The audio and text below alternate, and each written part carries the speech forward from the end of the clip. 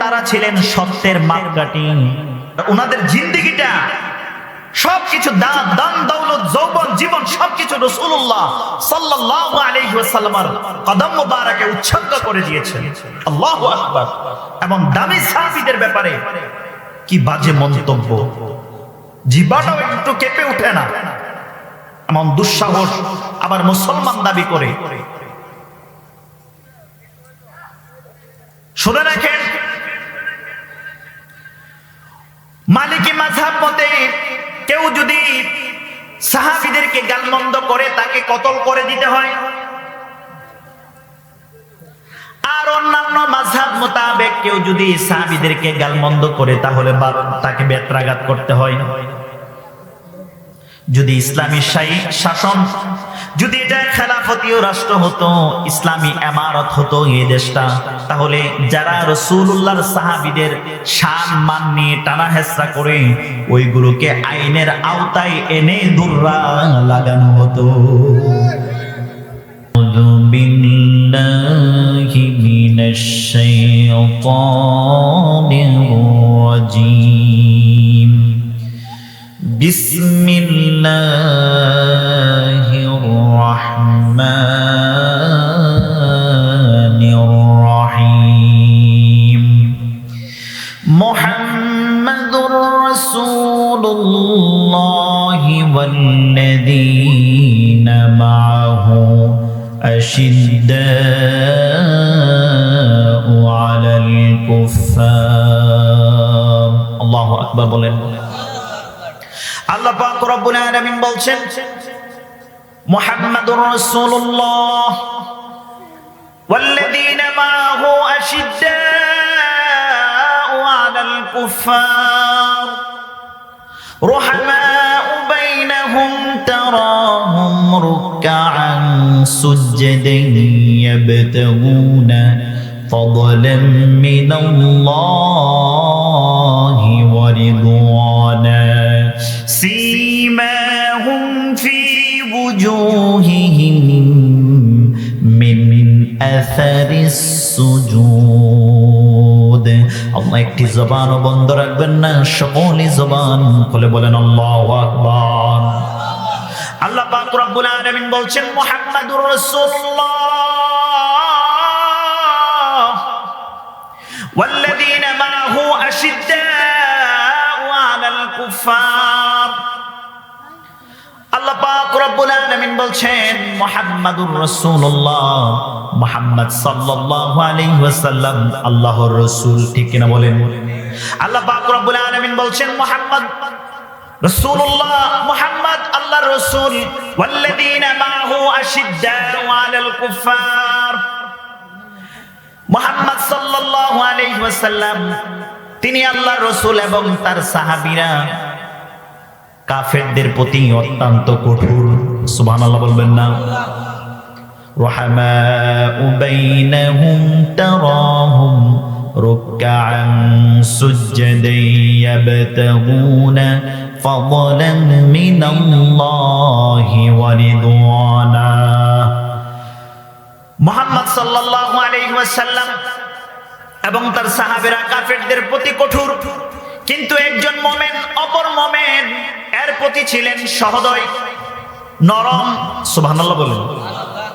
রুহামাউ বাইনাহুম তারাহুম রুকআন সুজদান ইয়াবতাগুনা ফাদলান মিনাল্লাহি ওয়া রিদওয়ানা। আল্লাহু আকবার বলেন। মুসিবতে না পাই যদি, মুসিবতে না পাই যদি করোনা তোমার কবরে হাসরে কি হবে আমার, কবরে হাসরে কি হবে আমার। আছি গো ডুবে আমি পাপেরি সাগরে, না জানি কি হবে ও ওপারে হাসরে আছি গো ডুবে আমি পাপেরি সাগরে, না জানি কি হবে ওপারে হাসরে, তোমারি সুপারিশ বিনে, তোমারি সুপারিশ বিনে কেমনে হব পার কবরে হাসরে, কি হবে আমার কবরে হাসরে, কি হবে আমার। মুসিবতে না পাই যদি, মুসিবতে না পাই যদি করুণা তোমার কবরে হাসরে, কি হবে আমার কবরে হাসরে, কি হবে আমার। জবান খুলে বলেন আল্লাহু আকবার। আল্লাহ পাক রব্বুল আলামিন বলছেন মুহাম্মাদুর রাসূলুল্লাহ ওয়াল্লাযীনা মা'হু আশিদ্দাউ আলাল কুফফার, মুহাম্মদ সাল্লাল্লাহু আলাইহি ওয়াসাল্লাম এবং ওনার সাহাবারা কাফেরদের প্রতি ছিলেন খুবই কঠোর। রুহামাউ বাইনাহুম تراهم ركعا سجدا يبتغون فضلا من الله ورضوانا। رحماء بينهم তারা একে অপরের প্রতি ছিলেন নরম সদয়। সুবহানাল্লাহ বলেন। ركعا سجدا يبتغون فضلا من الله ورضوانا। আল্লাহর ফদলে তাদেরকে আপনি রুকু এবং সিজদা অবস্থায় দেখবেন। সুবহানাল্লাহ বলেন। সীমাহুম ফি ওয়ুজুহিহিম মিন আথারিস সুজুদ, আর তাদের কপালের মধ্যে তাদের চেহারার মধ্যে থাকবে নূর। সুবহানাল্লাহ বলেন। যারা নামাজি তাদের চেহারার মধ্যে কি থাকে? নূর থাকে। আল্লাহর হাবিব সাল্লাল্লাহু আলাইহি ওয়াসাল্লাম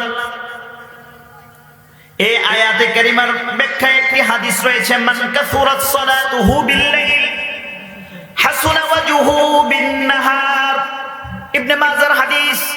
রাসূলুল্লাহ সাল্লাল্লাহু আলাইহি ওয়াসাল্লাম বলেন, আমাদের সমাজের মধ্যে একটা ভুল ধারণা আছে, যারা বেশি নামাজ পড়ে তাদের কপালের মধ্যে দাগ পড়ে যাওয়ার কারণে অনেকে অনেক রকম ভাবে এটাকে কি করে ব্যাখ্যা করে। কেউ বলেন না এটা জাহান্নামের চিহ্ন, আবার কেউ কেউ বলেন না এটা নামাজের চিহ্ন। নাউজুবিল্লাহ বলেন। এটাকে মন্দ বলা যাবে না, ভালো বলার কোনো কি নাই। এটাকে ডিপেন্ড করে বলার সুযোগ নাই।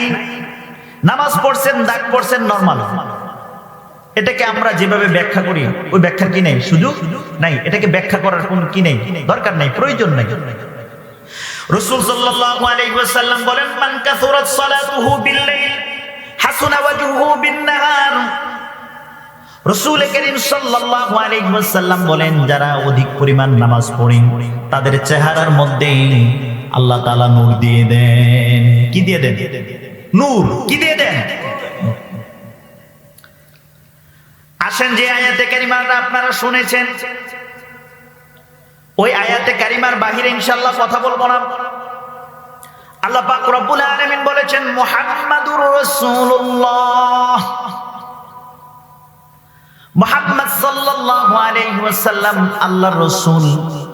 এখন আসেন মুহাম্মদ শব্দটার নিয়ে একটু আলোচনা করি। আমাদের সমাজের মধ্যে নাম রাখি কিনা?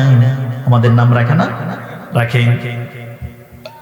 হাদিস শরীফের মধ্যে আসছে রাসূল কারীম সাল্লাল্লাহু আলাইহি ওয়াসাল্লাম বলেন, কোন ব্যক্তি যদি তার নবজাতককে বরকত লাভের উদ্দেশ্যে আমার নামে নামকরণ করে মুহাম্মদ সাল্লাল্লাহু আলাইহি ওয়াসাল্লাম, আমার যে মুহাম্মদ নাম রয়েছে, বরকত লাভের উদ্দেশ্য যদি সে মুহাম্মদ নামটা নামকরণ করে, আল্লাহ পাক রব্বুল আলামিন ওই নামের ইজ্জতের খাতিরে হাসরের ময়দানে মা বাবাকে জান্নাতি বানিয়ে দিবে।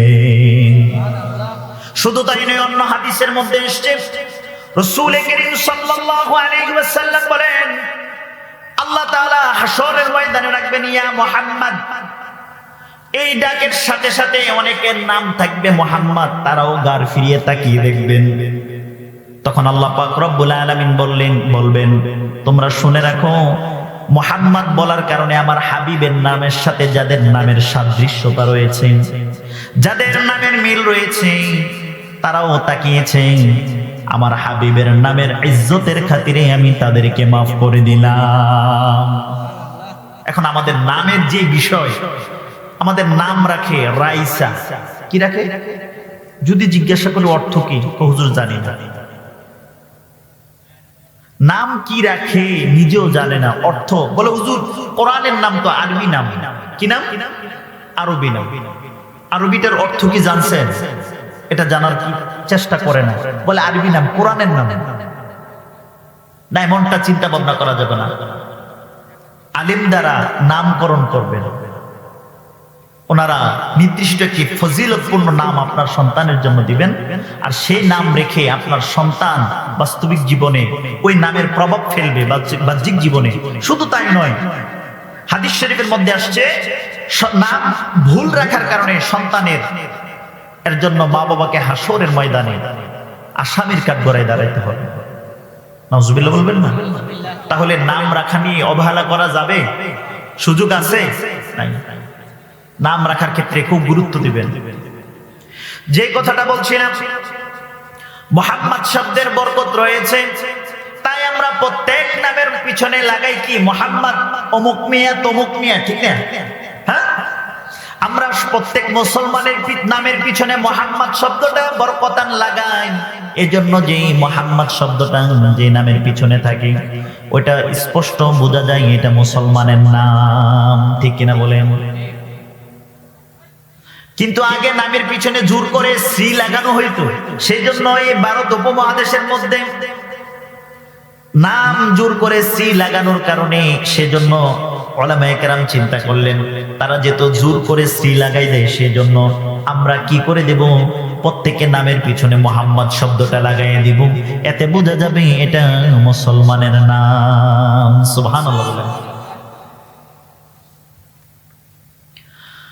মুহাম্মাদুর রাসূলুল্লাহ, এই মুহাম্মদ শব্দের ফজিলত কেমন রয়েছে? হযরত আদম আলাইহিস সালাম যখন জান্নাতে ছিলেন, ওনার ইজতিহাদি একটি ভুল হওয়ার কারণে উনি যখন গন্ধম খাইলেন, আল্লাহ তাআলা ওনাকে জান্নাত থেকে বের করে দিলেন, হযরত মা হাওয়া সহ দুনিয়াতে নামিয়ে দিলেন। 17 বছর কান্না করার পরে আল্লাহ পাক রব্বুল আলামিনের কাছে ফরিয়াদ করলেন, ইয়া রব্বি, ইয়া রব। মুহাম্মদ সাল্লাল্লাহু আলাইহি ওয়াসাল্লাম, মুহাম্মদ ওই নামের বরকতের খাতিরে আমাকে তুমি maaf করে দাও। সুবহানাল্লাহ বলুন। সুবহানাল্লাহ। আল্লাহ পাক রব্বুল আলামিন ডেকে বলে, রে আদম, এই নামের সন্ধান তুমি কোথায় পাইলা? এই নামের সন্ধান তুমি কোথায় পাইলাম? আল্লাহ পাকের এই ডাকের সাথে সাথে জবাব দিলেন আদম আলাইহিস সালাম, ইয়া রাব্বি, আপনি আমাকে যখন সৃষ্টি করলেন, আল্লাহ, আমাকে যখন সৃষ্টি করলেন, আমি যখন মাথাটা উত্তোলন করলাম, আরশে আজিমের পায়ার মধ্যে দেখতে পেলাম মাকতুবান লা ইলাহা ইল্লাল্লাহ মুহাম্মাদুর রাসূলুল্লাহ। ইয়া আল্লাহ, আমি যখন দেখলাম আপনার পবিত্র নামের সাথে এই জাত, কি জাত, এই নাম রয়েছে, এই জাত হয়তো খুবই দামি, খুব মূল্যায়ন, খুব দামি, খুবই মূল্যবান, এই জন্য আমি আপনার নামের সাথে নাম লেখা দেখে আমি ওই নামের উসিলা দিয়ে আপনি রসুলের, আপনি আপনার এই পবিত্র নামের বরকতের উসিলা দিয়ে আমি আল্লাহ, আমি আপনার কাছে ক্ষমা চেয়েছি। আল্লাহ তাআলা বলেন, হে আদম, তুমি এমন নামের উসিলা দিয়েছ যেই নামের ব্যক্তিকে সৃষ্টি না করলে আমি আরশ, কুরসি, লৌহ, কলম কিছুই সৃষ্টি করতাম না। আল্লাহু আকবার। হে আদম, তুমি এমন নামের উসিলা নিয়েছো যেই নামের বরকতে আমি সব কিছু সৃষ্টি করলাম।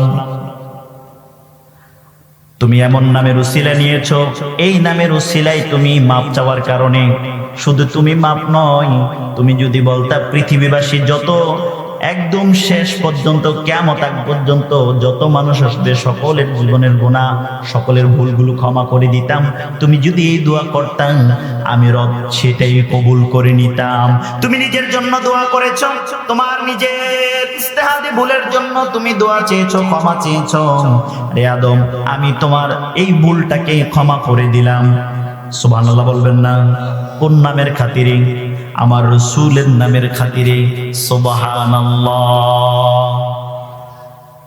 এজন্য এই পবিত্র মুহাম্মাদি শব্দের অনেক বরকত রয়েছে। এজন্য আল্লাহ পাক রব্বুল আলামিনের কালামুল্লাহ শরীফের মধ্যে দেখা যায় আল্লাহ পাক রব্বুল আলামিন বলছেন মুহাম্মাদুর রাসূলুল্লাহি ওয়াল্লাযীনা মাআহু আশিদ্দাউ আলাল কুফফার। সুবহানাল্লাহ বলেন। আল্লাহ পাক রব্বুল আলামিন বলছেন মুহাম্মদ সাল্লাল্লাহু আলাইহি ওয়াসাল্লাম এবং ওনার সাহাবারা, ওনার সাহাবী যারা রয়েছেন তারা কাফেরদের প্রতি খুবই কঠোর। এখন আসেন সাহাবীদের বিষয় নিয়ে একটু বলি। ওয়াল্লাযীনা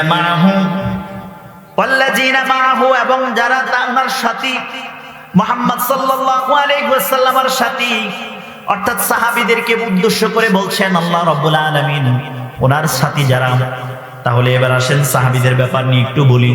আমাদের সমাজে অনেকে আছেন সাহাবীদেরকে খুবই হেয় প্রতিপন্ন করে কথা বলেন, ওনাদের ব্যাপারে শব্দ চয়ন গালমন্দ করেন। এমন সমাজের মধ্যে এখনো ডাকাত আছে না নাই?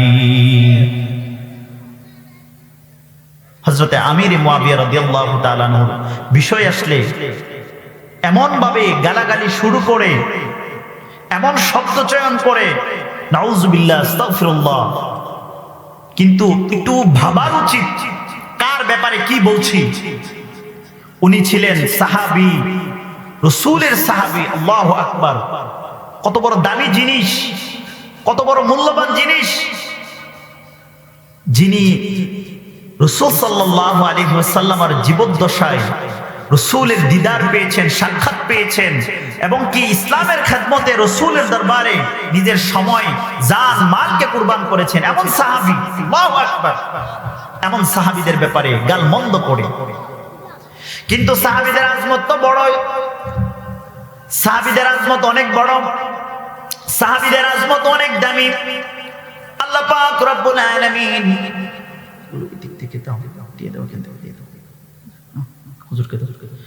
সাহাবীদের আজমত অনেক বড় দামি, সাহাবীদের সম্মান অনেক বড় দামি।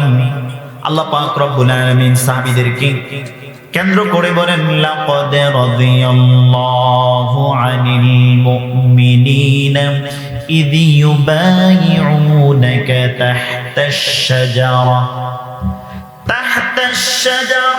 ফা'আলিমা মা ফি কুলুবিহিম فأنزل السكينة عليهم وأثابهم فتحا قريبا। الله أكبر বলেন।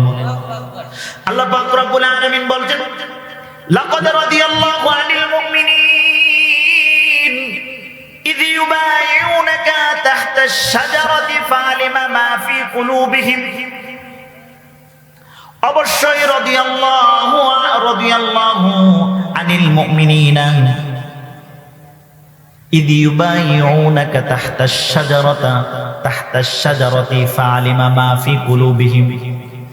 আল্লাহর রাসূল যারা আল্লাহর রাসূলের কাছে যারা যারা যে সাহাবারা গাছের নিচে বসে বায়াত গ্রহণ করেছিলেন, সেই বায়াতের কথা ইঙ্গিত করে আল্লাহ রাব্বুল আলামিন বলেছেন ফা'আলিমা মা ফি কুলুবিহিম ফাআনজালাস সাকিনাতা আলাইহিম। তাদের অন্তরের মধ্যে কি আছে আল্লাহ পাক রব্বুল আলামিন জানেন। মা ফি কুলুবিহিম, তাদের অন্তরে কি রয়েছে, ফাআলিমা মা ফি কুলুবিহিম, আল্লাহ জানেন। মা ফি কুলুবিহিম, তাদের অন্তরে যা রয়েছে, ফাআনজালাস সাকিনাতা, আল্লাহ তাদের অন্তরে প্রশান্তি ঢেলে দিলেন, ওয়াথাবাহুম ফাতহান করিবা, এবং তাদেরকেও বিজয় দান করে দিলেন। আল্লাহু আকবার। সাহাবীরা এত দামি রাসূলুল্লাহর সাক্ষাৎ পাওয়ার কারণে তাদের মর্যাদা এত বেশি দামি হয়ে গিয়েছেন। আল্লাহ পাক রব্বুল আলামিনের হাবিবের সাহাবীদের মর্যাদা আকাশচুম্বী। আল্লাহ পাকের হাবিব সাল্লাল্লাহু আলাইহি ওয়াসাল্লাম তাদের মর্যাদা দিয়ে নিয়ে বলেন, আসহাবিকান নুজুম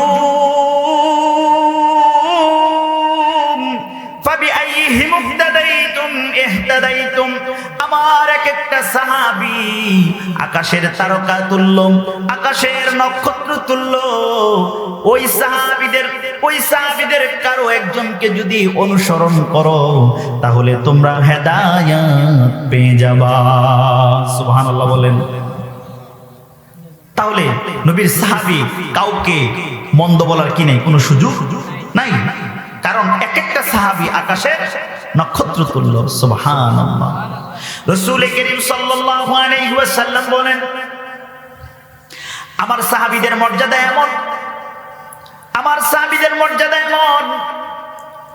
তোমরা যদি কেউ এক মুঠ কেউ যদি আল্লাহর রাস্তায় দান করো অথবা এক শের আল্লাহর রাস্তায় দান করো, আমার সাহাবীরা যদি, আমার নবীর সাহাবীরা যদি এক মুষ্টি অথবা এক শের আল্লাহর রাস্তায় দান করত, আর আমরা সেটার বিপরীতে এসে যদি উহুদ পাহাড় পরিমাণ স্বর্ণ আল্লাহর রাস্তায় দান করি, আল্লাহর হাবিব বলেন তোমাদের উহুদ পরিমাণ স্বর্ণ আল্লাহর রাস্তায় দান করার চাইতে আমার সাহাবীদের এক শের আল্লাহর রাস্তায় দান করা উত্তম। নবীর সাহাবীদের এক মুষ্টি বা এক শের আমাদের উহুদ পরিমাণ স্বর্ণ যদি আল্লাহর রাস্তায় দিয়ে দেয় তার চাইতে উত্তম। সুবহানাল্লাহ। অন্যত্রে বলেন, আল্লাহ রাসূল সাল্লাল্লাহু আলাইহি ওয়াসাল্লাম বলেন, যদি তোমরা তোমাদের সারা জীবনের ইবাদত অথবা কারোর জন্য যদি 40 বছরের ইবাদতকে একদিকে রাখা হয় আর অন্যদিকে আল্লাহর হাবিবের সাহাবীদের কিছু সময়কে যদি তুলনা করা হয়, তোমাদের 40 বছর অথবা সারা জীবনের ইবাদতের চাইতে আল্লাহর হাবিবের সাহাবীদের এক মুহূর্ত আল্লাহর ইবাদতে আল্লাহর চিন্তায় মগ্ন থাকাটা তোমাদের দানের চাইতে উত্তম। সাহাবীদের দান যেমন দামি হয়ে যায় শুধুমাত্র একটাই কারণ, তারা রাসূলুল্লাহ সাল্লাল্লাহু আলাইহি ওয়াসাল্লামের সুহবত পেয়েছেন, রাসূল সাল্লাল্লাহু আলাইহি ওয়াসাল্লামের সঙ্গী ছিলেন। রাসূলের কারণে তাদের মর্যাদা এত বৃদ্ধি পেয়েছে। বুনিয়াতুত তালিবিনের মধ্যে আব্দুল কাদের জিলানী রাদিয়াল্লাহু তাআলা আনহু বলেন, তোমরা যারা হযরতে আমির মুয়াবিয়া রাদিয়াল্লাহু তাআলা আনহু এবং হযরতে মাওলা আলী কাররামাহুল্লাহু ওয়াজহাহুল কারীমের দ্বন্দ্ব নিয়ে তোমরা দলীয় হয়ে যাও, তোমরা ঠকে যাচ্ছ। কেননা হাসরের ময়দানে আল্লাহ তাআলা উভয়ের মধ্যে মীমাংসা করে দিবেন। সুবহানাল্লাহ। আমাদের সমাজে অনেকে আছেন যারা রাসূল সাল্লাল্লাহু আলাইহি ওয়াসাল্লামের সাহাবীদেরকে নিয়ে গালমন্দ করেন, এমন গালমন্দ যেগুলো মুখে আনা তো দূরের কথা, চিন্তার মধ্যে আসলেও ঘৃণা হয়। হযরতে আবু বকর সিদ্দিক রাদিয়াল্লাহু তাআলা আনহু কে নিয়েও পর্যন্ত তারা ছাড়ে না, হযরত ওমর রাদিয়াল্লাহু তাআলা আনহুকে পর্যন্ত তারা ছাড়ে না, প্রশ্নবিদ্ধ করে ফেলে। নাউজুবিল্লাহ বলবেন না? বরঞ্চ হযরতে আবু বকর সিদ্দিক রাদিয়াল্লাহু তাআলা আনহুর মর্যাদা মর্তবা কত দামি! রাসূল সাল্লাল্লাহু আলাইহি ওয়াসাল্লামের সাহাবীদের মধ্যে সবচেয়ে বেশি যিনি আল্লাহর হাবিবের সুহবত পেয়েছেন তিনি হলেন হযরতে আবু বকর সিদ্দিক। হযরত আবু বকর সিদ্দিক রাদিয়াল্লাহু তাআলা আনহুর মর্যাদা অনেক দামি। একদিন মা আয়েশার সাথে রাসূল সাল্লাল্লাহু আলাইহি ওয়াসাল্লাম কথা বলছেন। রাতের বেলায় রাসূল সাল্লাল্লাহু আলাইহি ওয়াসাল্লাম দেখাচ্ছেন মা আয়েশাকে, হে আয়েশা দেখো আকাশে যে কতগুলো নক্ষত্র দেখা যায় রে আয়েশা, আকাশে কতগুলো নক্ষত্র দেখা যায়, তুমি দেখো যেমন ভাবে তুমি গণনা করে শেষ করতে পারবা না, ঠিক তার চাইতেও আমার ওমরের আমল কম নয়। সুবহানাল্লাহ। এই কথা বলার সাথে সাথে মা আয়েশার মনের মধ্যে প্রশ্ন জাগলো, ইয়া রাসূলুল্লাহ, ইয়া হাবিবাল্লাহ, হযরত ওমরের আমলের মর্তবা মর্যাদা যদি এমন হয়ে যায় গো নবী, আমার বাবা আবু বকরের অবস্থা কেমন? আল্লাহু আকবার। রাসূলুল্লাহ সাল্লাল্লাহু আলাইহি ওয়াসাল্লাম বলেন, আয়েশা শোনো শোনো, আমার আবু বকরের মর্যাদা মর্তবা এত বেশি, সমস্ত উম্মতের আমলগুলো যদি এক পাল্লায় রাখা হয়, আর আমার আবু বকরের এক রাত্রের ইবাদত তার চাইতে আরো দামি। নারায়ে তাকবীর, নারায়ে রিসালাত। নবীর সাহাবীদের মর্যাদা ইবাদত কত দামি, শুধু রাসূলের সাহাবত পাওয়ার কারণে। সুবহানাল্লাহ। আপনি আমি তো রাসূলকে দেখিও নাই, আর ওনাদের জিন্দেগিটা সবকিছু দান দৌলত যৌবন জীবন সবকিছু রাসূলুল্লাহ সাল্লাল্লাহু আলাইহি ওয়াসাল্লামের কদম মোবারকে উৎসর্গ করে দিয়েছেন। আল্লাহু আকবার। এবং দামি সাহাবীদের ব্যাপারে কি বাজে মন্তব্য, জিহ্বাটাও একটু কেঁপে ওঠে না, এমন দুঃসাহস আবার মুসলমান দাবি করে। শুনে রাখেন, মালিকি মাযহাব মতে কেউ যদি সাহাবীদেরকে গালমন্দ করে তাকে কতল করে দিতে হয়, আর অন্যান্য মাযহাব মোতাবেক কেউ যদি সাহাবীদেরকে গালমন্দ করে তাহলে তাকে বেত্রাঘাত করতে হয়। যদি ইসলামী শাসন, যদি এটা খেলাফতীয় রাষ্ট্র হতো, ইসলামী ইমারত হতো এই দেশটা, তাহলে যারা রাসূলুল্লাহর সাহাবীদের শান মান নিয়ে টানা হেঁচড়া করে ওইগুলোকে আইনের আওতায় এনে দুররা লাগানো হতো। রাসূল সাল্লাল্লাহু আলাইহি ওয়াসাল্লাম বলেন, আল্লাহ আল্লাহ ফি আসহাবি, আল্লাহকে ভয় করো, আল্লাহকে ভয় করো, ফি আসহাবি, আমার সাহাবীদের ব্যাপারে। আল্লাহু আকবার বলেন। আমার ইন্তেকালের পরে তাদেরকে নিয়ে গালমন্দ করিও না, তাদেরকে নিয়ে দল তৈরি করিও না। কারণ রাসূল সাল্লাল্লাহু আলাইহি ওয়াসাল্লাম ছিলেন ইলমে গায়ব, ওই গায়বের কারণে আল্লাহর হাবিব জানতেন ওনার উম্মতের মধ্যে কি কি হতে পারে। আল্লাহু আকবার বলেন। আল্লাহ তাআলা আল্লাহর হাবিবকে কি হবেন, কি হয়েছেন, কি হবেন, কি হবেন না, সব কিছুর ব্যাপারে আল্লাহ তাআলা তার হাবিবকে জানিয়ে দিয়েছেন। আমার সাহাবীদেরকে তোমরা সম্মান করো, কেননা তাদের মধ্যে তোমাদের জন্য কল্যাণ রয়েছে। আর যারা কল্যাণকে নিয়ে তামাশা করে, এতেই বুঝে নেন এগুলো কতটা দুর্ভাগা হতে পারে আর কতটা নাফরমান হতে পারে।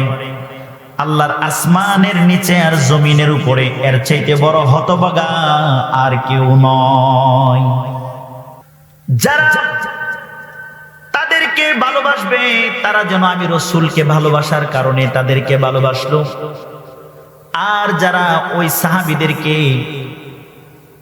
ঘৃণা করে তারা যেন আমি রাসূলকে ঘৃণা করার কারণে তাদেরকে ঘৃণা করলো। শুধু তাই নয়, যে ব্যক্তি আমার সাহাবীদেরকে ঘৃণা করলো সে যেন আমাকে ঘৃণা করলো, যে ব্যক্তি আমার সাহাবীদেরকে কষ্ট দিল সে যেন আমাকে কষ্ট দিল, আর যে ব্যক্তি আমাকে কষ্ট দিল সে যেন আমার আল্লাহকে কষ্ট দিল। আর যে ব্যক্তি আল্লাহকে কষ্ট দিল অবশ্যই অচিরে আল্লাহ পাক রব্বুল আলামিন তাকে পাকড়াও করবেন। ঠিক না? রাসূলের সাহাবীদেরকে কষ্ট দিলে আল্লাহ রাসূল নিজে কষ্ট পান, আর আল্লাহ রাসূল কষ্ট পেলে স্বয়ং আল্লাহ নারাজ হয়ে যান। সেজন্য আল্লাহ তাআলার হাবিবের প্রতি এবং ওনার সাহাবীদের ব্যাপারে খুবই সতর্ক থাকতে হবে। কারো ব্যাপারে কোনো বাজে মন্দ শব্দ চয়ন করার কোনো অধিকার ইসলামে কাউকে দেওয়া হয় নাই। কেননা প্রত্যেকজন সাহাবী ছিলেন আদল, কি ছিলেন?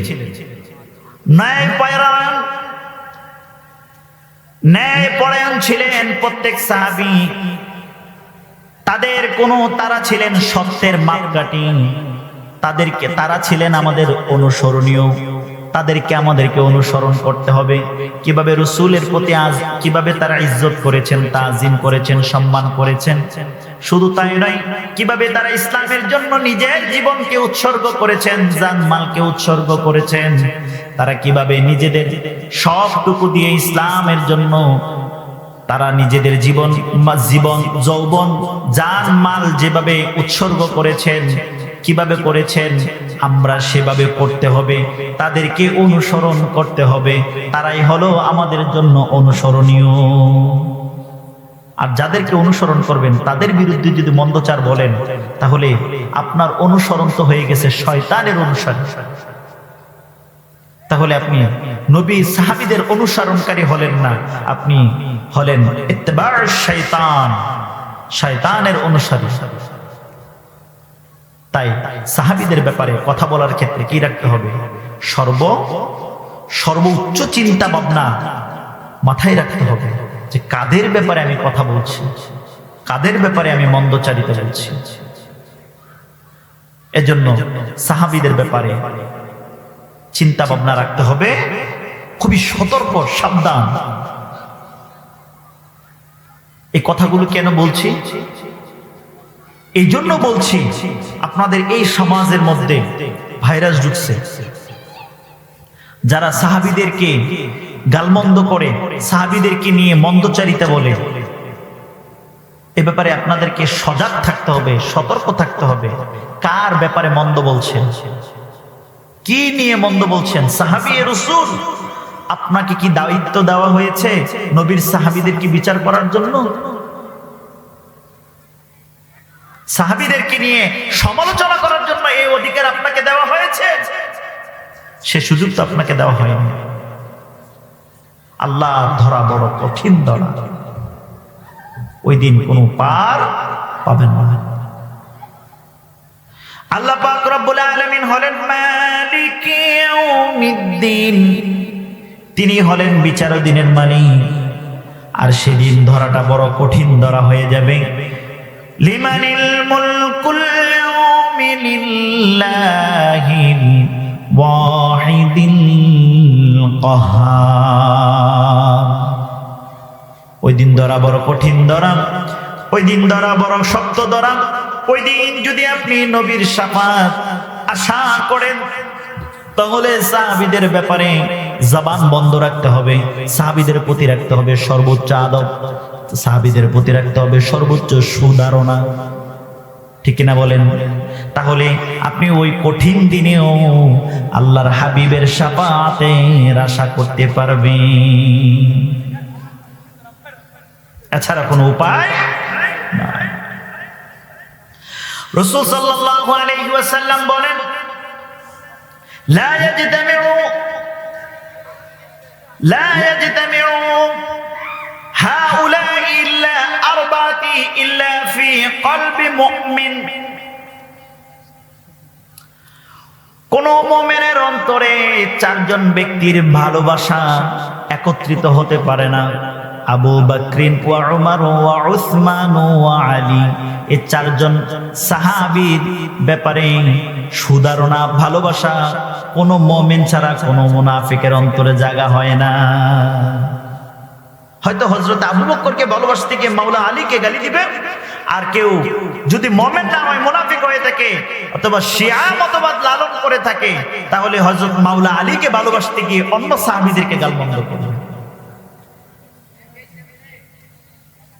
একটা হচ্ছে খারিজি সম্প্রদায়, যারা মাওলা আলীকে গালমন্দ করে, আর একটা হচ্ছে শিয়া নাসিবী সম্প্রদায়, যারা মাওলা আলীকে ভালোবাসা দেখাইতে গিয়ে সিদ্দিক আকবর সহ অন্যান্য বড় বড় সাহাবীদেরকে গালমন্দ করে, দোষারোপ করে।